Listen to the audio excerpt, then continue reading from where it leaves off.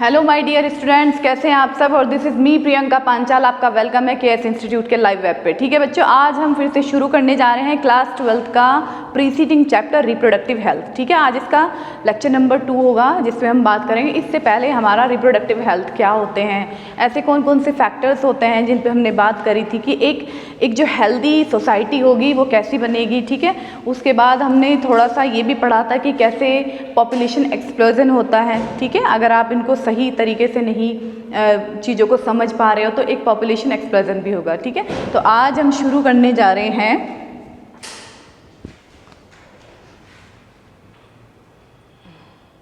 ठीक है। तो सबसे पहले हम देख लेते हैं कि कॉन्ट्रासेप्शन क्या होता है। कॉन्ट्रासेप्शन, ठीक है। कॉन्ट्रासेप्शन एक ऐसा मेथड या एक ऐसा प्रोसेस है जिसमें आप प्रिवेंट करते हो प्रेगनेंसी को, ताकि प्रेगनेंसी ना हो। ठीक है, इस प्रोसेस को हम क्या बोलते हैं? Contraception, prevention of pregnancy. भाई बहुत सारी चीज़ें आपने रिप्रोडक्टिव हेल्थ में कवर कर ली है कि भाई अच्छा रिप्रोडक्शन कैसे होगा, कैसे हम मैरिजेबल कपल होंगे, या फिर जो एज ग्रुप में जो रिप्रोडक्शन के लिए तैयार हो रहे हैं उनको, उसके बाद भी अगर रिप्रोडक्शन मतलब कहने का मतलब अगर जो पॉपुलेशन है वो बढ़ती जा रही है तो हमको बहुत सारे ऐसे मेथड होंगे जो यूज़ करने पड़ेंगे ताकि जो प्रेगनेंसी है वो रोकी जा सके। ठीक है, ऑब्वियसली प्रेगनेंसी रोकी जाएगी तो आगे का जो पॉपुलेशन रेट है वो भी कम होगा। ठीक है, तो ऐसे बहुत सारे मेथड हैं जिनको हमें यूज़ करने हैं ताकि प्रिवेंट हो सके प्रेगनेंसी। क्लियर? चलो देख लेते हैं पेजेस में, देख लेते हैं हम कि क्या क्या हमने मेथड यूज़ करे हैं, मेथड जो हम लेके आए हैं।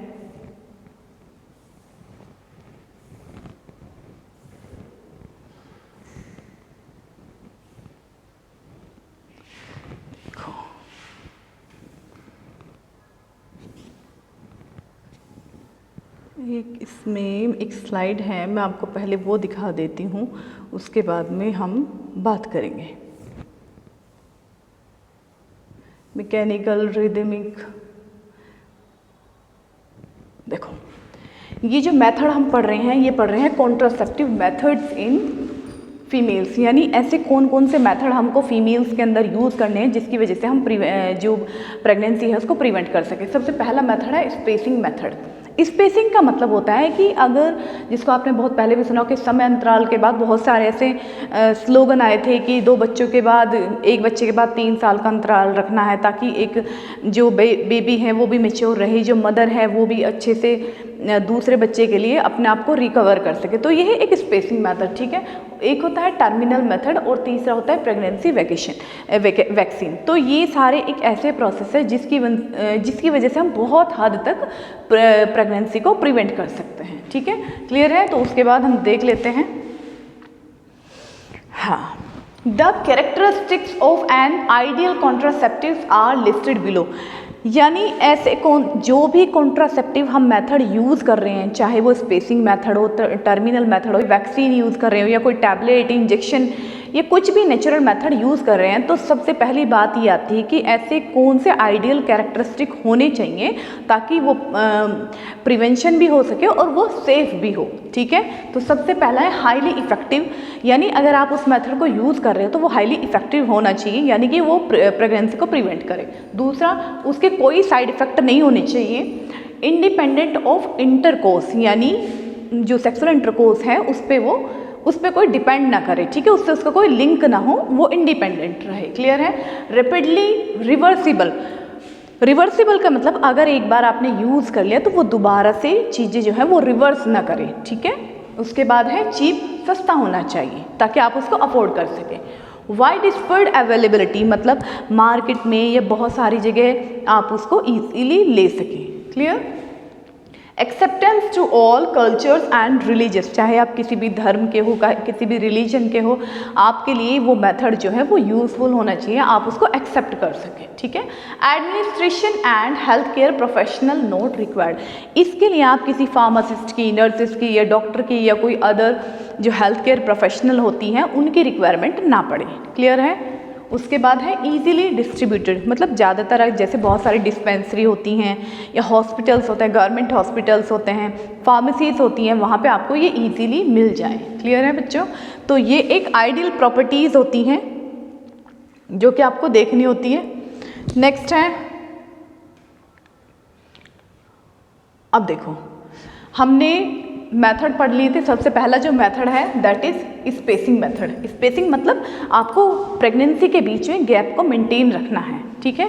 तो सबसे पहला है रिदमिक मेथड, दूसरा बैरियर मेथड और तीसरा chemical method and the fourth one intrauterine contraceptive devices. यानी अगर प्रेगनेंसी में आपको बीच में समयंतराल रखना है, एक बच्चे के बाद 3-4 साल का गैप रखना है, तो ओबियसली बहुत सारे मेथड्स आपको यूज़ करने पड़ेंगे, ठीक है। तो ऐसे मेथड को हम स्पेसिंग मेथड बोलेंगे और उसमें जो मेथड आता है that is spacing method, barrier method, chemical method and intrauterine contraceptive, जिसको हम IUDC बोलते हैं, क्लियर है बच्चों। अब उसके बाद हम बात करेंगे नेक्स्ट पे स्पेसिंग मेथड का। सबसे पहला रिदमिक मेथड। रिदम का मतलब होता है ताल, सुर ताल जैसे हम बोलते हैं ना रिदम में, तो रिदम का क्या मतलब होता है? सिंक्रोनाइजेशन, तालमेल करना, रिदम करना, एक चीज़ को रिदम में लाना, ठीक है। तो कैलेंडर, जिसको रिदमिक मेथड को हम कैलेंडर मेथड या सेफ पीरियड मेथड या फिर नेचुरल मेथड बोलते हैं, क्लियर है बच्चों। क्या क्या मेथड बोलेंगे जिसको हम रिदम में रहें? Calendar method, safe period method और नेचुरल मेथड। इसमें एक्चुअल क्या होता है? Depend on time of ovulation. Mostly जो आपने देखा होगा 14 day is the main time of the ovulation, जिस टाइम पे ओव्यूलेशन होता है, ठीक है। यानी एग जो है वो फर्टिलाइज होते हैं, ठीक है। तो इसमें क्या है कि ये जो मेथड होता है रिदमिक मेथड जो है वो डिपेंड करता है कि ओव्यूलेशन फीमेल में किस टाइम पे हो रहा है, क्लियर। दूसरा डेंजरस पीरियड, उसमें डेंजरस पीरियड क्या है? Ovulation occurs 14th day, ovum viable for 48 to 70 hours and sperm remain alive for 24 to 48 hours. So pregnancy occurs if continues in this period. इस लाइन, इसका कहने का मतलब, सपोज करो मैं थोड़ा सा समझा देती हूँ, चलो यहीं पे समझाती हूँ। ये एक साइकिल है 1 से 30 डेज़ की, क्लियर है। साइकिल है जो फीमेल्स में है, तो इसमें सपोज हम मान के, इसको हम वेरिएबल भी होते हैं 28, 29 इस तरह की भी रहती हैं, चलो 28 मान लेते हैं, क्लियर। तो 14th डे पे क्या होता है? डे ऑफ ओव्यूलेशन माना जाता है। तो डे ऑफ ओव्यूलेशन पे क्या होता है? 3 दिन पहले और 3 दिन बाद तक ये एक ऐसा पीरियड होता है कि अगर इसमें आप सेक्सुअल इंटरकोर्स होता है तो फर्टिलाइजेशन के चांसेस जो हैं एग के वो बढ़ जाते हैं, क्योंकि जो ओवम है, जो एग जो है वो जो ओवम के फॉर्म में है वो 48 से 72 घंटे तक, यानी 3 दिन तक वो लाइव रहेगा। और उसके बाद अगर स्पर्म की बात करें तो स्पर्म भी कितना, 2 दिन तक ऑलमोस्ट जो है वो जीवित रहता है, ठीक है। तो इस टाइम पे क्या होता है कि पहले या बाद में जो है अगर सेक्सुअल इंटरकोर्स होता है तो एग के फर्टिलाइजेशन के चांसेस ज़्यादा होते हैं, तो अवॉइड करनी चाहिए कि इस टाइम पे कोई ऐसा रिलेशनशिप ना हो, ठीक है। तो यही सारी चीज़ें हैं। So pregnancy occur if coitus occur in this period, तो इस टाइम को ही हमें प्रोटेक्ट करना है। और ये है एक रिदमिक मेथड कि आपको इस मेथड को इस टाइम पे, इस पर्टिकुलर टाइम के लिए 1 वीक के लिए एक्सटेंड करना है, क्लियर है बच्चों। समझ गए कि रिदमिक मेथड क्या है। उसके बाद रिदमिक मेथड का जो सेफ पीरियड होता है, बाकी जो साइकिल के बाकी के जो दिन बचे, सपोज करो 11 बिफोर 1 से 11 तक, उसके बाद 14 से 17 के बाद क्या कि आगे के जो दिन है वो बाकी सारे 5 to 6 days after menstruation and 5 to 6 days before next cycle आने से पहले 1 से 11 तक, या फिर जो है आप 20 के बाद की, ये एक सेफ पीरियड होता है, क्लियर है। एडवांटेजेस, इसके मेथड के एडवांटेजेस क्या है? सबसे बड़ा फ़ायदा क्या है कि ये सबसे नेचुरल मेथड है। इसमें आपको कोई भी डिवाइस, कोई टैबलेट, कोई भी ऐसी चीज़ करने की ज़रूरत नहीं है अगर आप इस सेफ पीरियड का ध्यान रखते हो, क्लियर। नुकसान क्या है इसका सबसे बड़ा? Most unreliable when cycle are irregular and ovulation time is variable. कई बार क्या होता है, जो साइकिल है, जो मेंस्ट्रुअल साइकिल है वो वेरिएबल हो जाती है, बहुत सारे ऐसे जो हार्मोनल चेंजेस हैं वो आ जाते हैं जिसकी वजह से मेंस्ट्रुअल साइकिल जो है वो इरेगुलर हो जाती है और जो ओव्यूलेशन पीरियड है वो भी वैरी कर जाता है। तो ये एक डिसएडवांटेजेस है कि आपकी अगर रिदम, अगर सुर ताल बिगड़ गई तो फिर क्या हुआ, प्रेगनेंसी के चांसेस हो जाएंगे। ठीक है, तो ये एक डिसएडवांटेजेस है। क्लियर? उसके बाद दूसरा मेथड है बैरियर मेथड। बैरियर का मतलब होता है रोकना, किसी चीज़ की एंट्री अगर हो रही है उसको रोकना, दैट इज बैरियर मेथड। ठीक है, तो बैरियर में जो मैकेनिकली हम यूज़ करते हैं डायफ्राम। ठीक है, diaphragm flexible rim made of spring. ये जो डायफ्राम होती है ये कैसा होता है, फ्लेक्सिबल रिम होती है। ठीक है, रिम की तरह होती है, जो स्प्रिंग की तरह कप शेप्ड होता है और सिंथेटिक रबर या फिर प्लास्टिक का बना होता है। ठीक है बच्चों, कि ध्यान रखना कि जो डायफ्राम होता है वो कैसा है, मैकेनिकल मेथड में आता है, बैरियर मेथड है, कप शेप्ड होता है। ठीक है, रिम शेप्ड होता है, रिम या स्प्रिंग का बना होता है, रबर और प्लास्टिक का बना होता है। Clear? Inserted into vagina over the cervix. आपने देखा होगा जो फीमेल रिप्रोडक्टिव डायग्राम होगा तो उसमें सबसे पहले वेजाइना है, सर्विक्स है और यूटरस है। तो ये क्या काम करता है, ये कहाँ पे लगता है, ये सर्विक्स में लगता है। ठीक है, सपोज देखो ये वेजाइना का पार्ट है और यहाँ पे ये सर्विक्स है और ये हमारा यूटरस का पार्ट होता है। तो यहाँ पे आपको इंसर्ट करनी होती है ताकि जो स्पर्म की एंट्री हो रही है वो यहीं पे रुक जाए। अगर स्पर्म की एंट्री को ही हम रोक देंगे तो फर्टिलाइजेशन कैसे होगा? क्लियर है बच्चों? तो दैट इज बैरियर मेथड। ठीक है, उसके बाद आते हैं कुछ सर्विकल कैप्स। ठीक है, यानी जिसको हम यूज़ करते हैं, कहाँ पे इंसर्ट करना है या कहाँ लगाना होता है, इनको भी हमें सर्विक्स पे ही यूज़ करना होता है। तो ये कैसे होते हैं, स्मॉलर देन डायफ्राम, डायफ्राम से थोड़े छोटे होते हैं, अप्लाइड ऑन सर्विक्स इटसेल्फ। और मेन क्या है, ये सर्विक्स पे अपने आप यूज़ करे जा सकते हैं। क्लियर? नेक्स्ट, एडवांटेजेस क्या है, इनएक्सपेंसिव है, मतलब बहुत ज़्यादा कॉस्टली नहीं है, अफोर्डेबल है, अफोर्ड कर सकते हैं। इसके लिए किसी मेडिकल कंसल्टेशन की, डॉक्टर की, गायनिकोलॉजिस्ट की या किसी हेल्थ प्रैक्टिशनर की रिक्वायरमेंट नहीं होती है। इसका डिसएडवांटेजेस क्या है, demonstration by trained person needed for proper use. इसको यूज़ करने से पहले कि हाउ टू यूज़, कैसे यूज़ करना है, उसके डेमोन्स्ट्रेशन के लिए किसी पढ़े लिखे व्यक्ति का होना बहुत ज़रूरी है, चाहे वो नर्सेज हों या गायनिकोलॉजिस्ट हों, डॉक्टर्स हों या फार्मासिस्ट हों। क्लियर है बच्चों? उसके बाद फेलियर मोस्ट कॉमन, इसमें फेलियर चांसेस जो हैं वो ज़्यादा होते हैं due to displacement of devices. Displacement का मतलब हो जिस जगह पे आपको उसको लगाना है, अगर आप उसको सही तरीके से वो आपको नहीं लगाना आ पा रहा है, किसी भी लैक ऑफ नॉलेज की वजह से या फिर कोई जो आप बहुत अच्छे से उसको आपको नहीं इंसर्ट कर पा रहे हो, तो इसके फेलियर होने के चांसेस बढ़ जाते हैं। क्लियर? सर्विसाइटिस, साइटिस का मतलब होता है इन्फ्लामेशन। ठीक है, तो सर्विक्स में अगर इन्फ्लामेशन हो जाए ये भी उसका एक नुकसान होता है। सर्विसाइटिस, इन्फ्लामेशन और सर्विक्स एंड लोकल इरिटेशन। एक पर्टिकुलर जो सर्विक्स वाला एरिया है उसमें लोकल इरिटेशन, जलन सी जो है वो होती रहती है। तो ये इसके डिसएडवांटेजेस हो गए। नेक्स्ट है केमिकल मेथड। स्पेसिंग मेथड हमने पढ़ लिया, उसके बाद हमने बैरियर मेथड पढ़ लिया, उसके बाद हम केमिकल मेथड पढ़ लिया। केमिकल मेथड जो है ऑब्वियसली बहुत यूज़ में लाई जा सकती हैं, जैसे टैबलेट्स हो गए, इंजेक्शंस हो गए, वैक्सीन्स हो गए, मोस्ट ऑफ द यूज़ करी जाती हैं। तो इसमें आती हैं स्पर्मिसाइडल एजेंट, यानी अगर बाई चांस एंट्री हो भी गई है स्पर्म की इनटू द वेजाइना तो आपको वो स्पर्म जो है वो किल करने हैं। तो स्पर्म को जो किल कर दे ऐसे प्रोसेस को हम बोलते हैं स्पर्मिसाइडल एजेंट। क्लियर है बच्चों? स्पर्मिसाइडल एजेंट कैसे होते हैं, जो कि डिस्ट्रॉय कर दें स्पर्म को। जैसे एग्जाम्पल है, याद रखना आपकी एनसीईआरटी की बुक में कहीं कहीं नहीं है तो इनको ढूंढना है, रिसिनोलिक एसिड। ठीक है, रिसिनोलिक एसिड, नैनोक्सिनॉल 9 एंड ऑक्टोक्सिनॉल 3। ठीक है, ये कुछ 3 तरह के स्पर्मिसाइडल ड्रग्स हैं जो यूज़ करी जाती हैं। अवेलेबल इन डिफरेंट फॉर्म्स, इनको हम डिफरेंट फॉर्म में यूज़ कर सकते हैं, जैसे टैबलेट के फॉर्म में, पेस्ट के फॉर्म में, क्रीम के फॉर्म में, जेलीज के फॉर्म में और वेजिनल स्पॉन्जेस के फॉर्म में। ये हमको यूज़ करने होते हैं, यानी किस किस तरह के प्रोडक्ट हो सकते हैं। क्लियर? उसके बाद है टुडे, आज के टाइम में जो सिनेरियो है, आज के टाइम में जो यूज़ करा जाता है, polyurethane sponge impregnated with नैनोक्सिनॉल 9।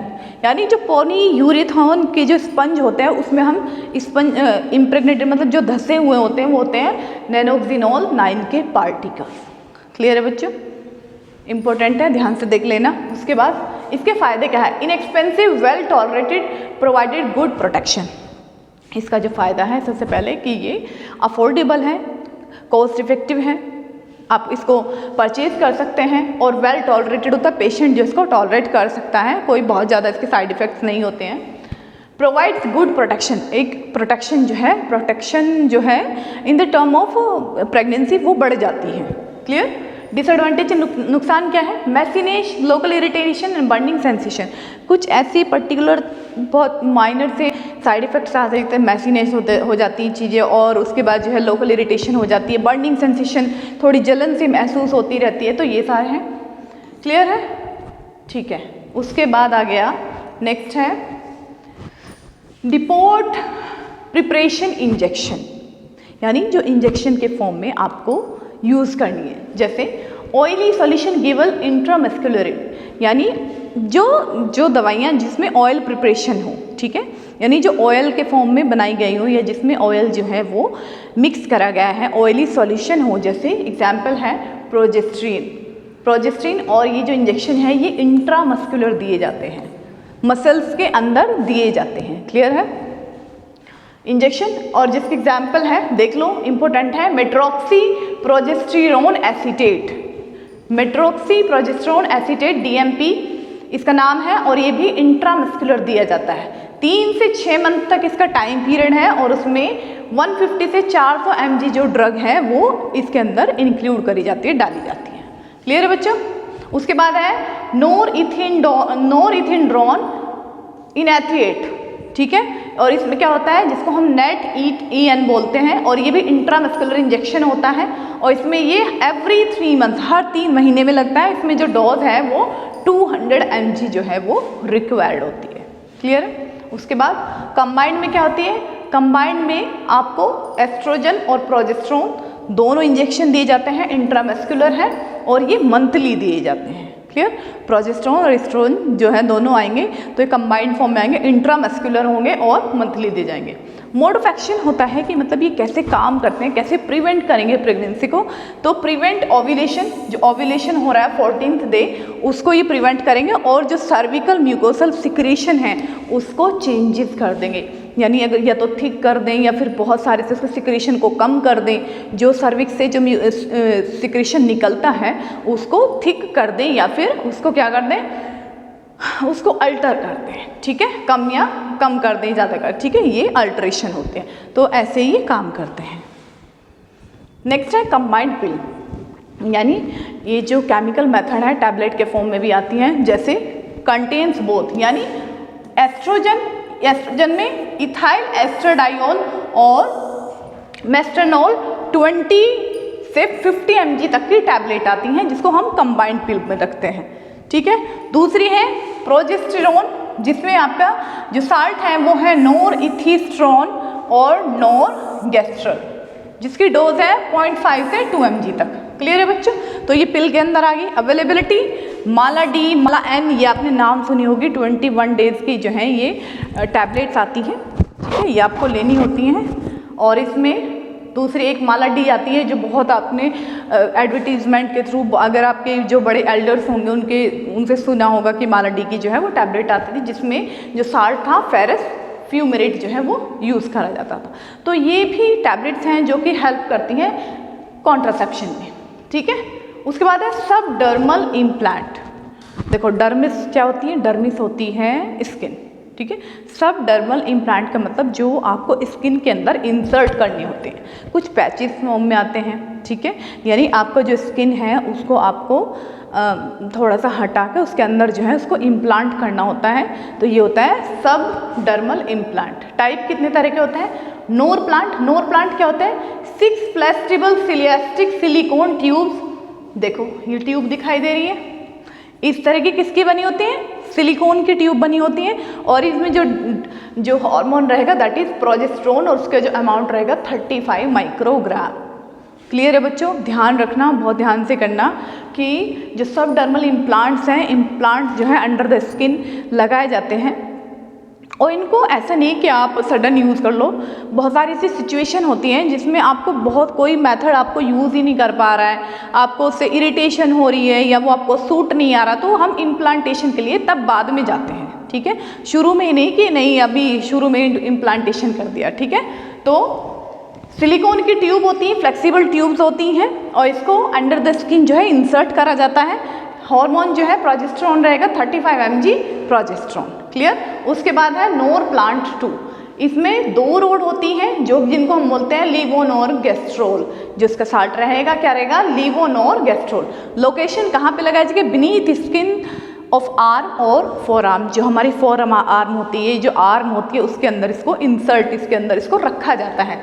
Contraception जो है 5 to 6 ईयर के लिए, 5 to 6 ईयर के लिए ये प्रेगनेंसी को प्रिवेंट करता है। क्लियर है बच्चों? ठीक है। उसके बाद नेक्स्ट है इंट्रायूटेराइन कॉन्ट्रासेप्टिव डिवाइसेस। इंपॉर्टेंट है, ध्यान से सुनना। इसकी आइडियल कैरेक्टरिस्टिक क्या होनी चाहिए? जो भी मेथड आप यूज़ कर रहे हैं उसके लिए आपको पता होना चाहिए कि उसकी बेस्ट थिंग्स क्या हैं, उसके एडवांटेजेस क्या हैं, डिसएडवांटेजेस क्या हैं, कैसे उसको मैकेनिज्म ऑफ एक्शन क्या है, मोड ऑफ एक्शन क्या है, कैसे काम करता है, क्या साइड इफेक्ट हो सकते हैं, ठीक है? तो ये सारी चीज़ें जो हैं किसी भी मेथड को यूज़ करने से पहले थोड़ा एक देख लेना चाहिए। क्लियर है बच्चों? उसके बाद आइडियल कैंडिडेट इसके लिए इंट्रायूटेराइन डिवाइस के लिए क्या क्या मेन की पॉइंट है ताकि आप इसको यूज सकें कि उसके पास कम से कम एक बच्चा होना चाहिए, नॉर्मल मेंस्ट्रुअल साइकिल उसकी चलनी चाहिए रेगुलर, नो पैल्विक, कोई पैल्विक रिलेटेड उसको कोई पेन, इन्फ्लामेशन, ये सारी चीज़ें ना हो, ठीक है? Ready to check the device, कि उसको हम डिवाइस को चेक कर सकें। क्लियर है? Mechanism of action, mode of action, how to work, ठीक है, कैसे काम करेगा, तो prevent implantation and growth of ovum. Implantation क्या है कि जब फैलोपियन ट्यूब में जो स्पर्म आते हैं वहाँ से एंट्री होती है, एग मिलता है, वो एक ब्लास्टोसाइट्स होता है और वो ब्लास्टोसाइट्स जाके कहाँ पे जो एंडोमेट्रियम लाइनिंग होती है वहाँ पे जाके वो चिपक जाता है और वहाँ पे वो धीरे धीरे ग्रो होता है। तो ये ड्रग कहाँ काम करती है? जहाँ पे इम्प्लांटेशन या जो ग्रोथ ओवम होनी होती है उसको ही ये प्रिवेंट करता है। भाई जब इम्प्लांटेशन ही नहीं होगा तो फीटस कैसे प्रोड्यूस होगा, ठीक है? तो हमको ये रोक देना है। By aseptic inflammation and causing endometrium not suitable for implantation. बहुत बार क्या होता है, एसेप्टिक इन्फ्लामेशन यानी कोई इन्फ्लामेशन, रेडनेस, सूजन, कुछ ऐसी चीज़ें ना हो उसमें, इस प्रोसेस को जब आप करते हैं। क्लियर है? बहुत बार क्या होता है, जो एंडोमेट्रियम है उसके लिए फिर जो है वो सूटेबल नहीं हो पाती। जब एंडोमेट्रियम सूटेबल नहीं होती तो इम्प्लांटेशन नहीं होगा। उसके बाद sperm phagocytation by neutrophils and macrophages. जो स्पर्म गए भी हैं अंदर उनको फैगोसाइटोसिस, जो जहाँ पे आपकी मैक्रोफेजिस और जो न्यूट्रोफिल्स होगी, मैक्रोफेजिस और न्यूट्रोफिल्स होंगी, वो उनको क्या कर देगी, उनको एक्साइटल नेचर देंगी, उनको इंगल्फ कर लेगी, जो स्पर्म आ रहा है उसको डिग्रेड कर देगी, ठीक है? बहुत सारे एंजाइमेटिक रिएक्शंस भी होती हैं ताकि जो स्पर्म की जो एंट्री हुए स्पर्म जो है अंदर उसको ख़त्म कर दिया जाए। क्लियर है? उसके बाद कॉपर अफेक्ट एंजाइम्स मोटिलिटी। जो कॉपर होता है जिसके इंट्रायूटेराइन डिवाइसेस जो बनी होती हैं जिसको हम कॉपर टी बोलते हैं, कॉपर क्या करता है, जो मोटिलिटी होती है, जो मूवमेंट होती है वो उसको अफेक्ट करती है। क्लियर? उसके बाद make cervical mucus thick prevent entry of sperm. Cervix से जो सर्विकल म्यूकस रिलीज होता है अगर उसको थिक कर दें तो जो स्पर्म की एंट्री है वो नहीं हो पाएगी, ठीक है? तो जब स्पर्म की एंट्री नहीं होगी तो फर्टिलाइजेशन नहीं होगा, इम्प्लांटेशन नहीं होगा। तो इस तरह से ये काम करता है। क्लियर है? उसके बाद नॉन स्टेरॉयडल कॉन्ट्रासेप्टिव। देखो भाई बहुत सारी चीज़ें होती हैं स्टेरॉयडल और नॉन स्टेरॉयडल। स्टेरॉयडल क्या है? एक रिंग स्ट्रक्चर है, ठीक है? रिंग स्ट्रक्चर होती है कुछ इस तरह के जो कि हमारे हार्मोन ही होते हैं, ठीक है? इस तरह की एक रिंग स्ट्रक्चर होती है और तो उसमें क्या होता है, जो हमारे प्रोजेस्टेरोन, एस्ट्रोजन, टेस्टोस्टेरोन ये कहते हैं स्टेरॉयडल होते हैं, स्टेरॉइड्स के बने होते हैं। तो हम यहाँ पे क्या यूज़ कर रहे हैं? नॉन स्टेरॉयडल कॉन्ट्रासेप्टिव जिसमें जो स्टेरॉइड्स ना हो, ठीक है? तो इसमें आता है कैंटक्रोमैन, ठीक है। कैंटक्रोमेन क्या होता है? Developed by CDRI central drug research institute. Trade name इसका हमने पढ़ा था, ये आपके NCERT में दिया था सहेली के नाम से, और ये रिसर्च जो कहाँ पे करी गई थी? लखनऊ में, ठीक है, लखनऊ में ये रिसर्च हुई थी। ट्रेड नेम जो है जो मार्केट में अवेलेबल था ये सहेली के नाम से आता था। इसकी डोज जो है 30 mg थी और इसको वीक फॉर 12 डेज इसका जो टाइम पीरियड था, उसके बाद week followed by once in a week, एक वीक के बाद इसको फॉलो करना होता था।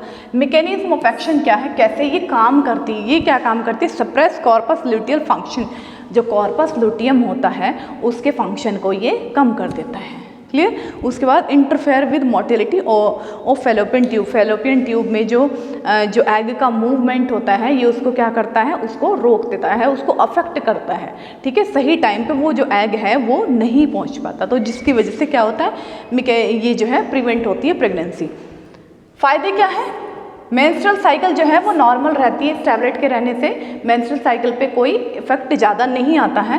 कंप्लीट रिवर्सिबिलिटी आफ्टर विड्रॉल, अगर इस ड्रग को विड्रॉ भी करते हैं तो कोई ऐसे साइड इफ़ेक्ट्स नहीं आते हैं, ठीक है, सब कुछ नॉर्मल सा ही रहेगा। नेक्स्ट है इंट्रायूटराइन डिवाइसेस का हमारा रह गया था। हाँ, इंट्रायूटराइन डिवाइसेस में हम पढ़ रहे हैं कि नॉन मेडिकेशन में कौन सी आती है, यानी इसमें दवाइयाँ हम यूज़ नहीं कर रहे, डिवाइस हम यूज़ कर रहे हैं। भाई डिवाइस से आप समझ गए होंगे कि कोई भी ऐसी चीज़ जो कि ना बैरियर तो है, रोक तो रही है प्रेगनेंसी को, लेकिन वो टैबलेट फॉर्म में नहीं है, ठीक है, डिवाइसेस के फॉर्म में है किसी। अब देख लेते हैं, पहला क्या है? फर्स्ट जनरेशन जो है IUCD की क्या है? इसे है लिपेज लूप, जिसको हम लिपेज लूप बोलते हैं, सर्पेंटाइन और एस शेप्ड की होती है। देखो इस तरह की एस शेप्ड की है जिसको इंसर्ट करना होता है। दूसरा है मेड अप ऑफ प्लास्टिक की ये बनी होती है।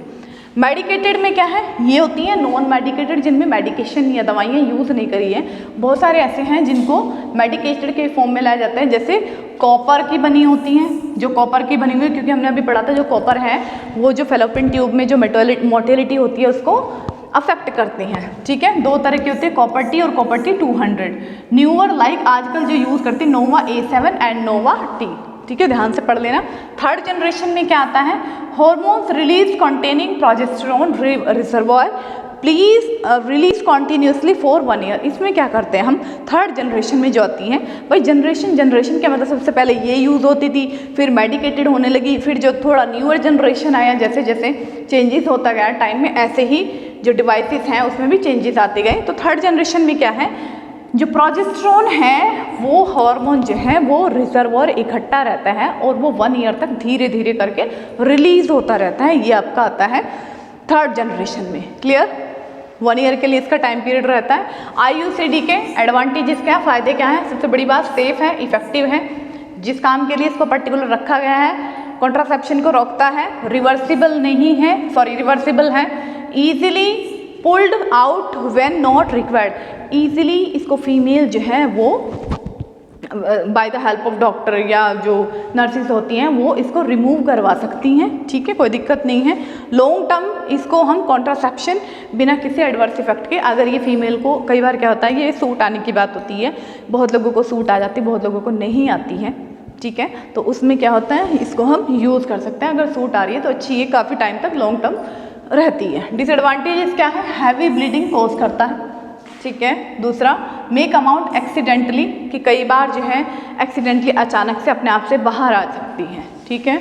उसके बाद रिस्क ऑफ एक्ट्रोपिक प्रेगनेंसी, मतलब एक्ट्रोपिक प्रेगनेंसी के मतलब अनवांटेड प्रेगनेंसी हो सकती है।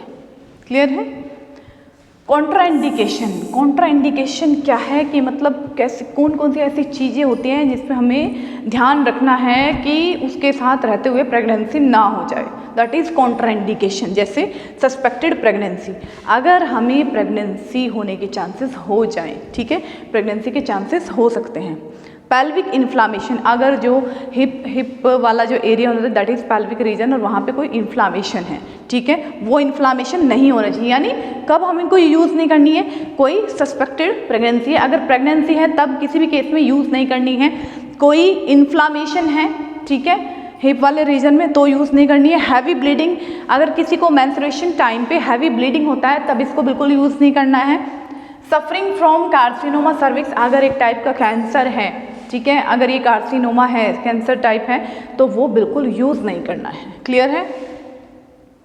ठीक है। टर्मिनल मेथड क्या है? टर्मिनल का मतलब होता है बिल्कुल एंड, कि अब भाई इसके बाद कुछ नहीं हो सकता है, क्योंकि सारे मेथड हमने यूज़ कर लिए। The last one is the terminal, ठीक है। एंड मेथड है कि भाई इसके बाद क्या है, कुछ नहीं है।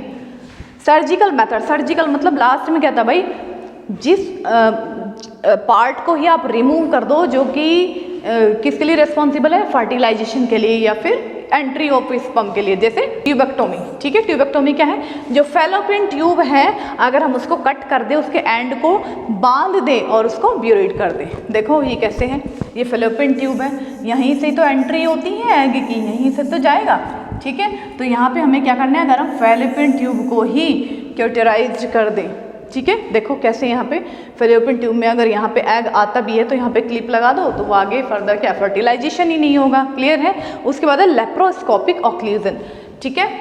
लेप्रोस्कोपिक में कहता है tubes occluded using silicone rubber bands, rings और क्लिप्स। देखो ट्यूबेक्टोमी में तो क्या करो, कट कर दो, कट ही करनी है, ठीक है, कट करके और इसको बांध देना है। लेकिन इसमें यहाँ पे हम एक क्लिप यूज़ करते हैं जिसको हम क्या बोलते हैं, लेप्रोस्कोपिक ऑक्लूजन। क्लियर है?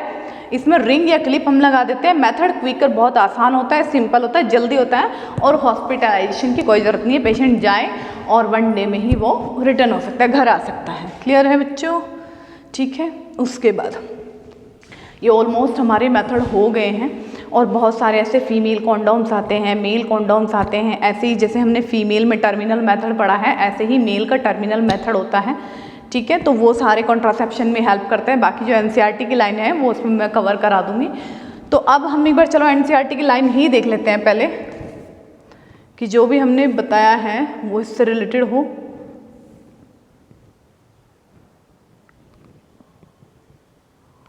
देखो इंट्रायूटेराइन डिवाइसेस के बारे में, यूज़ ऑफ इंट्रायूटेराइन डिवाइसेस।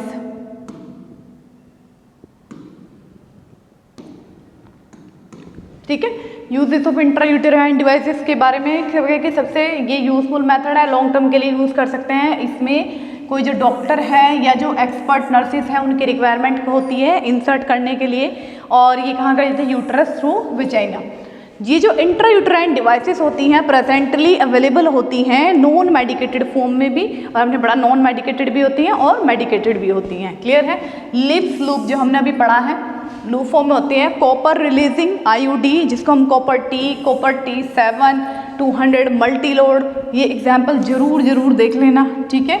ये और ये होती हैं। उसके बाद हार्मोन रिलीजिंग जिसमें प्रोजेस्टेरोन रिलीज हो रहा था पूरा 1 ईयर के लिए, वो सब आपको यूज़ करने होते हैं। क्लियर है? सारा वही है, सब कुछ वही है। और इसमें तो हार्मोन रिलीजिंग इंट्रायूटेराइन डिवाइस हैं जो हमने यूज़ करी थी, ठीक है। इसमें देखो ये हमने क्या पढ़े थे, सिलिकॉन की जो ट्यूब्स होती हैं जो इंसर्ट करती हैं, सबडर्मल पैचेस होते हैं, स्किन के अंदर लगाए जाते हैं, ठीक है। इंट्रायूटेराइन डिवाइसेस में होती हैं और किसके लिए यूज़ करी जाती है, जो लेडी प्रेगनेंसी को डिले करना चाहती हैं, स्पेस करना चाहती हैं बच्चों में, एक बच्चे के बाद 3 साल का 4 साल का, तो हम इनको यूज़ कर सकते हैं। उसके बाद बहुत सारी ओरल एडमिनिस्ट्रेशन, मतलब जो आप ओरली इंटेक कर सकते हो, जो टैबलेट फॉर्म में होंगी, कैप्सूल फॉर्म में होंगे, सिरप फॉर्म में होंगे, ये सारे यूज़ है जिसमें आपकी पिल्स आती हैं, ठीक है, जिसमें मालाडी, सहेली, ये सारी पड़ी थी। क्लियर है बच्चों? ये आ गई। उसके बाद आ गई देखो वैसेक्टोमी जो कि मेल में होती है, और ये क्या है, ट्यूबेक्टोमी जो फीमेल में होती है। जो मेल का एक पार्ट देख लेते हैं, जो वास्ट डिफरेंस होता है जहाँ से एंट्री होती है, जो स्पर्म जो है वो कहाँ तक जाता है, स्पर्म की जो एंट्री होती है उसको ये इनिबिट करता है, उसको रोकते हैं। ये जो ट्यूब हैं, जो वास्ट डिफरेंस की जो ट्यूब है, इन्हीं को कट करके बांध दिया जाता है आपस में, ठीक है। ऐसे ही फीमेल में जो फेलोपियन ट्यूब हैं उनको टाइड करा जाता है और उनको वो कट करा जाता है और टाइड करा जाता है। सारी वही चीज़ें हैं। हाँ, सब कुछ वही है जो हमने पढ़ लिया था, ठीक है। मेन पार्ट इसमें देख लेते हैं हम क्या आएगा, मेडिकल टर्मिनेशन ऑफ प्रेगनेंसी, जो कि इम्पोर्टेंट है, आपके जो न्यू सिलेबस है उसमें भी ये एक्सेक्ट है। तो इसमें क्या है, मेडिकल टर्मिनेशन ऑफ प्रेगनेंसी क्या होता है, मेडिकल टर्मिनेशन ऑफ जो प्रेगनेंसी होती है वो कंसेंट और मतलब कंसेंट मतलब अगर पेशेंट ही चाहता है तो उसके लिए भी बहुत सारे रूल्स और रेगुलेशन बनाए गए हैं ताकि जो प्रेगनेंसी है वो एक हेल्दी प्रेगनेंसी हो। तो इसके भी बहुत सारे ऐसे पॉइंट्स हैं कि कैसे हमको किन किन केसेस में जो मेडिकल टर्मिनेशन है वो कराना होता है। तो सबसे पहले इसकी डेफिनेशन देख लेते हैं, ईजी डेफिनेशन है वो दिखा देती हूँ आपको। MTP, ठीक है, MTP क्या है, मेडिकल टर्मिनेशन ऑफ प्रेगनेंसी 1971 में आया था, ठीक है। और मेडिकल टर्मिनेशन में क्या था, condition under which A pregnancy can be terminated, की जो प्रेगनेंसी हो गई है उसको हमें एंड करना है, टर्मिनेट करना है, वो जो बेबी है वो डिलीवर ही नहीं करना, that is medical termination pregnancy act 1971। Clear है। इसको कौन कर सकता है और ऐसी कौन सी जगह होती है जहाँ पे हम ये प्रेगनेंसी को टर्मिनेट कर सकते हैं। दो चीज़ें हैं कि who can perform such termination, की ये जो टर्मिनेशन है किसको अथॉरिटीज़ होती हैं कि इनको कोई टर्मिनेट कर सकता है, और ऐसी कौन सी जगह होती है, ऐसी प्लेसेस कहाँ हैं जहाँ पे ये टर्मिनेशन प्रेगनेंसी होता है। क्लियर है। देखो, conditions where pregnancy can be terminated, ऐसी कंडीशन जहाँ पे प्रेगनेंसी को हम टर्मिनेट करना चाहिए, जैसे कोई मेडिकल इमरजेंसी हो गई, यूजेनिक हुआ या ह्यूमैनिटेशन हो या सोशियो इकोनॉमिक हो या फेलियर ऑफ कॉन्ट्रासेप्टिव, यानी बहुत सारी ऐसी कंडीशंस हैं। देखो थोड़ा सा डायग्राम में भी देख पा रहे होंगे कि आप ना चाहते हुए भी प्रेगनेंसी रिसीव हो गई या फेलियर ऑफ कॉन्ट्रासेप्शन हो गया। सपोज करो आपके पास बच्चे इनफ हैं, 2 बच्चे 3 बच्चे 4 बच्चे जितना बच्चे है, उसके बाद आपको फर्दर नहीं करने हैं तो भी आपको क्या होता है, एंड में आप सोचोगे कि भाई प्रेगनेंसी को टर्मिनेट ही कर देते हैं। तो ये होते हैं कि कोई हेल्दी, और क्या होता है जब हम एमनियोसेंटेसिस करते हैं उसमें अगर हमें पता चल जाता है कि नहीं बच्चा हेल्दी कंडीशन में नहीं है, कोई जेनेटिक डिसऑर्डर उसको है, तो भी क्या होता है प्रेगनेंसी को हमें टर्मिनेट करना होता है। तो ये बहुत सारी ऐसी कंडीशंस होती हैं जिसमें हम प्रेगनेंसी को टर्मिनेट करते हैं। क्लियर है बच्चों।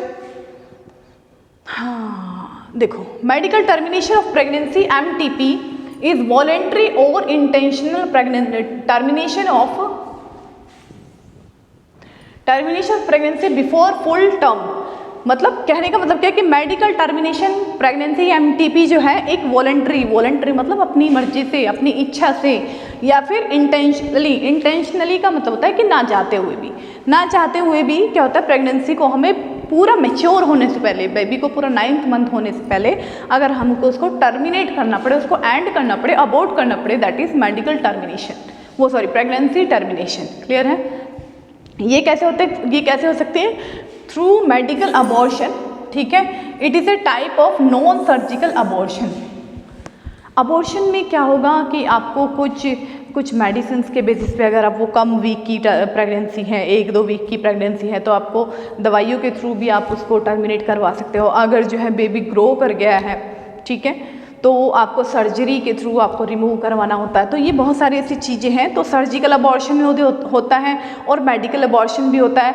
विच अबॉर्टिफिशिएंट फार्मास्यूटिकल ड्रग्स, यानी जो ड्रग्स के थ्रू यूज़ करी जा सकती हैं, are use to induce abortion, जिसमें हमें मतलब ड्रग्स के थ्रू भी बहुत सारी ऐसी चीज़ें होती हैं जो बेबी है वो जो है मतलब हैवी ब्लीडिंग के थ्रू जो है वो क्लॉट बन के जो है वो निकल जाते हैं। क्लियर है। Are use to induce abortion to terminate of pregnancy. Oral preparation यानी टैबलेट के फॉर्म में medical abortion is commonly refer to an abortion pill, यानी जो टैबलेट हम यूज़ करते हैं ओरली, जिसको हम इंटेक करते हैं, तो उसको हम अबॉर्शन पिल बोलते हैं। ठीक है, अबॉर्शन पिल होते हैं। अपार्ट फ्रॉम दिस मीन्स, इसके अलावा abortion can also be done surgically. अगर कोई बहुत सारी मतलब जो प्रेगनेंसी है वो ज़्यादा टाइम की हो गई है, बेबी जो है 3-4 वीक का हो गया है, 3-4 वीक का हो गया, तो उसमें अगर वो दवाइयाँ उसमें यूज़फुल नहीं है तो आपको सर्जरी के थ्रू भी उसको रिमूव करना होता है। और main point, medical termination of pregnancy legal कब तक लीगल है? सिर्फ 20 हफ्तों तक। ठीक है, 5 मंथ ऑलमोस्ट मान के चलते कि 5 मंथ तक आप प्रेगनेंसी को करवा सकते हो। उसके ऊपर अगर आप जाते हैं तो मदर के लिए भी हायर रिस्क होते हैं और बेबी के लिए भी हायर रिस्क होते हैं। क्लियर है बच्चों? तो ये हो गया हमारा। उसके बाद सिग्निफिकेंस क्या है, MTP के क्या उद्देश्य हैं, क्या उसके अच्छी बातें हैं, क्या उसके लाभ हैं, वो हमको देखने हैं। सबसे पहला है to eliminate the unwanted pregnancy that is occur because of either the failure of contraception used और absence of contraception during intercourse, मतलब बहुत बार ऐसा क्या होता है कि कॉन्ट्रासेप्शन होने के बाद भी प्रेगनेंसी हो जाती है, तो फेलियर ऑफ कॉन्ट्रासेप्शन हो जाता है, तो उसमें क्या होता है अनवांटेड प्रेगनेंसी होती है। और अनवांटेड प्रेगनेंसी को भाई जब आपको बेबी चाहिए नहीं तो क्या होता है एंड पॉइंट क्या होगा कि टर्मिनेशन ही करवाना पड़ेगा। दैट इज़ फर्स्ट पॉइंट है कि एमटीपी उन लोगों के लिए है जिसमें फेलियर ऑफ कॉन्ट्रासेप्शन होता है या अनवांटेड प्रेगनेंसी है। दूसरा, to terminate a pregnancy in case of occurrence of any serious medical condition that may continue the pregnancy life threatening। ऐसी कंडीशन जो बच्चे के लिए भी ठीक ना हो, अगर वो माँ के पेट में है वो बच्चे के लिए भी ठीक नहीं है प्रेगनेंसी, वो मदर के लिए भी ठीक नहीं है। बहुत सारे ऐसे मेडिकल इश्यूज़ आ गए हैं, कोई साइड इफ़ेक्ट्स आ रहे हैं, या फिर बेबी जो है अच्छे से ग्रो नहीं कर रहा है। आपने बहुत बार सुना होगा कि हार्ट बीट ठीक नहीं है, उसके धड़कन ठीक नहीं है, तो क्या होता है उस टाइम पे क्या होता है डॉक्टर सजेस्ट करता है कि भाई आप मेडिकल टर्मिनेशन करवा दो प्रेगनेंसी का, ये बच्चा जो है फ्यूचर में भी ग्रो नहीं कर पाएगा। तो ये भी एक सिग्निफिकेंस होता है कि इसको करवानी ज़रूरत है। इसमें मैं बता देती हूँ मेन एमनियोसेंटेसिस क्या होता है। एमनियोसेंटेसिस से पहले क्लास में हमने पढ़ा था, थोड़ा सा हम पढ़ देते हैं। एमनियोसेंटेसिस क्या होता है? एमनियो जो एमनियोटिक फ्लूइड होता है जिसमें बेबी जो है वो सर्वाइव करता है, उसको सारे न्यूट्रिशन ऑक्सीजन जो है उसी के थ्रू मिलते रहते हैं। तो amniocentesis done to remove amniotic fluid and cells from the uterus for testing और treatment. Amniotic fluid surround and protect a baby during pregnancy. जब प्रेगनेंसी होती है, जब बच्चा माँ के पेट में होता है तो उसके चारों तरफ जो है एक गुब्बारा लाइक स्ट्रक्चर होती है जिसको हम, और उसमें क्या भरा रहता है, उसमें एक फ्लूइड भरा रहता है जिसको हम एमनियोटिक फ्लूइड भरा रहता है। ठीक है। Amniocentesis can provide useful information about A babies health. और एमनियोसेंटेसिस एक ऐसा प्रोसेस है जिसमें हम बेबी के हेल्थ के बारे में बाहर से भी जान सकते हैं। बाहर से मतलब बेबी तो पेट के अंदर है ना, लेकिन अगर हमें बेबी के बारे में जाना है, उसके हेल्थ इश्यूज़ जानने हैं, उसको कोई मेंटल या जेनेटिक डिसऑर्डर नहीं है, जेनेटिक डिसऑर्डर नहीं ऑब्वियसली, तो उसके लिए हम एमनियोसेंटेसिस कर सकते हैं। But is important to know the risk of amniocentesis. लेकिन इसके लिए हमें उसका रिस्क भी पता होनी चाहिए और उसके क्या परिणाम हो सकते हैं वो भी हमें पता होनी चाहिए। ठीक है। तो देखो एमनियोसेंटेसिस में एक्चुअली क्या होता है, ये जो है यूट्रस होता है। ठीक है। इसमें बेबी जो है ये क्या है, ये फीटस है, ये हमारा फीटस है। ठीक है। और ये हमारी आहार नाल है। ठीक है। तो यहाँ से क्या कराता है, by the help of injection, जो डॉक्टर होता है, जो प्रोफेशनल डॉक्टर होता है, यहाँ से एक तरफ से अल्ट्रासाउंड ट्रांसड्यूसर होता है जो बेबी की पोजीशन बताता है। बेबी की पोजीशन बताता है किस तरह बेबी की पोजीशन है, और जो कि ताकि जो नीडल है वो बच्चे को ना कोई नुकसान पहुँचाए। तो वो सारी चीज़ें जो है स्क्रीन पे साथ साथ दिखाई देती हैं। और उसके बाद ये एमनियोटिक फ्लूइड जो है, देखो तुमने यहाँ पे एमनियोटिक फ्लूइड जो है ले लिया गया है। इस एमनियोटिक फ्लूइड में क्या होती हैं, जो सेल्स होती हैं स्किन की, वो भी उसके साथ चली जाती हैं, जिसकी वजह से हम बच्चे में कोई जेनेटिक डिसऑर्डर तो नहीं है, ये सारी चीज़ें हम चेक कर सकते हैं। ठीक है बच्चा, ठीक है, क्लियरली दिखाई दे रहा है। हाँ, तो एमनियोसेंटेसिस कब करा जाता है, अगर बेबी को कोई जेनेटिक डिसऑर्डर है, कोई जेनेटिक एमनियोसेंटेसिस क्या करता है, जो फ्लूइड हमने लिया है इंजेक्शन के थ्रू उसको हम टेस्टिंग के लिए भेजते हैं। उसमें हम ये देखते हैं कोई भी डीएनए की जो सेल्स हैं वो डायग्नोज करी जाती हैं, और उसमें सर्टेन कंडीशन, जैसे बच्चे को कोई डाउन सिंड्रोम तो नहीं है, ठीक है, जेनेटिक डिसऑर्डर होता है, डाउन सिंड्रोम तो नहीं है, ठीक है। उसके बाद डायग्नोसिस ऑफ फीटल इन्फेक्शन, कि बच्चे को कोई इन्फेक्शन तो नहीं है, ताकि उसके जो हेल्थ के लिए वो अच्छा ना हो। तो ओकेजनली एमनियोसेंटेसिस जो है उसके लिए अच्छे से हमें बच्चे को बता देता है कि उसकी हेल्थ कंडीशन कैसी है, कोई इन्फेक्शन तो नहीं है। नेक्स्ट है treatment. Amniocentesis might done be drain amniotic fluid from the uterus if too much has built up, a condition is called polyhydramnios. यानी ट्रीटमेंट क्या होता है, एमनियोसेंटेसिस में क्या होता है, कई बार जो फ्लूइड है वो कम हो जाता है, तो ज़्यादा भी हो जाता है। तो एमनियोसेंटेसिस प्रोसेस के थ्रू हम क्या करते हैं, अगर बहुत ज़्यादा फ्लूइड बच्चे के अंदर है तो उसको हम उस कंडीशन को बोलते हैं पॉलीहाइड्रोमेनेसिस, यानी बहुत सारा जो है वो वाटर जो है एमनियोटिक फ्लूइड में चला गया। उसके बाद है फेटल लंग टेस्टिंग, यानी अगर बच्चे को कोई लंग इन्फेक्शन है, कोई लंग से रिलेटेड प्रॉब्लम है, तो वो एमनियोसेंटेसिस के थ्रू हम कर सकते हैं और बच्चे को मतलब देख सकते हैं कि उसको कोई लंग से रिलेटेड डिजीज़ तो नहीं है। ठीक है। तो एमनियोसेंटेसिस के फ़ायदे क्या हैं, फ़ायदे ये हैं कि कोई जेनेटिक या क्रोमोसोमल एबनॉर्मलिटीज़ तो बच्चे में नहीं है, जिसकी वजह से 100 ऑफ डिसऑर्डर हो सकते हैं, जैसे डाउन सिंड्रोम है, एडवर्ड सिंड्रोम है, या टे सिंड्रोम है, ये कोई बच्चे में तो नहीं, इनको हम आइडेंटिफाई कर सकते हैं बाय द एमनियोसेंटेसिस। उसके बाद it is only test can provide result that are accurate, और यही सिर्फ सबसे एक्यूरेट टेस्ट होता है जो बच्चे की हेल्थ कंडीशन के बारे में बताता है, एक्चुअल एक्यूरेट बिल्कुल, ठीक है। It can be determine if the baby is lung and healthy, if the baby is going to be born prematurely, और हमें इससे ये भी पता चलता है कि बेबी कहीं प्री मेच्योर तो नहीं है, कोई और इन्फेक्शंस तो नहीं है। इसके डिसएडवांटेजेस क्या है? Risk of miscarriage. कई बार क्या होता है कि अगर lack of knowledge of doctor है या फिर जो नर्सेज हैं अगर वो सही तरीके से इसको यूज़ नहीं कर पाते हैं तो मिसकैरेज के चांसेस हो जाते हैं। उसके बाद risk of uterine infection following the procedure, अगर इस प्रोसीजर के थ्रू कई बार क्या होता है फीमेल को जो है यूट्राइन इन्फेक्शन हो जाते हैं, तो ये इसके डिसएडवांटेजेस हैं। ठीक है ठीक है ठीक है, ये मेथड हो गए, ये पढ़ लिए थे हमने, ठीक है। वेसेक्टोमी हो गया, MTP हो गया, ठीक है। तो बच्चों आज हमने मोस्ट ऑफ दी बहुत सारे टॉपिक्स जो हैं कवर करे हैं। सबसे पहले जो मेथड्स हैं, जो कॉन्ट्रासेप्शन है, जो कॉन्ट्रासेप्टिव मेथड हैं, चाहे वो नेचुरल मेथड हो, मेल के लिए हो, फीमेल के लिए हो, ठीक है। मेल्स के कुछ एक दो टॉपिक्स रह गए हैं, वो आपको नेक्स्ट क्लास में करा दूँगी। मेडिकल टर्मिनेशन ऑफ प्रेगनेंसी हो गया, 1971 में आया था, उस एक्ट के थ्रू क्या क्या हो सकता है, क्या क्या एडवांटेजेस है, डिसएडवांटेजेस हैं, अनवांटेड प्रेगनेंसी को रिमूव करना है, ठीक है। और उसके बाद एमनियोसेंटेसिस हमने पढ़ लिया है। तो इससे बहुत सारे क्वेश्चंस बनते हैं रिप्रोडक्टिव के, यही कुछ इंपॉर्टेंट पार्ट्स हैं जिनसे से क्वेश्चन पूछ लिए जाते हैं, ठीक है। तो ये आपको ध्यान से पढ़ने हैं, NCERT आपको लाइन बाय लाइन पढ़नी है। मैं हमेशा ही कहती हूँ कि चाहे नोट्स आपको कितने भी मिल रहे हो, कहीं से भी मिल रहे हो, लेकिन NCERT आपको प्रॉपर रीड ही करनी है, ठीक है। वो आपको देखनी ही देखनी है, अच्छे से थोड़ा करनी है कि आपकी जो लाइन्स है वो फिंगर टिप पे रहे, कहीं से भी क्वेश्चन आ जाए तो आप तुरंत जो है उसको सॉल्व कर लो, ठीक है बच्चों। तो आज के लिए इतना ही, सेशन को हम एंड करते हैं और आई होप कि बच्चों आपको समझ में आया होगा, ठीक है ठीक है। तो एक हेल्दी नोट के साथ कि हंसते रहो, मुस्कुराते रहो, खुश रहो बच्चों, और अपना ध्यान रखो, एंजॉय करो लाइफ को। All the best for your जो भी आप लाइफ में करना चाहते हो, ठीक है, उसके लिए खुश रहो और थैंक यू सो मच।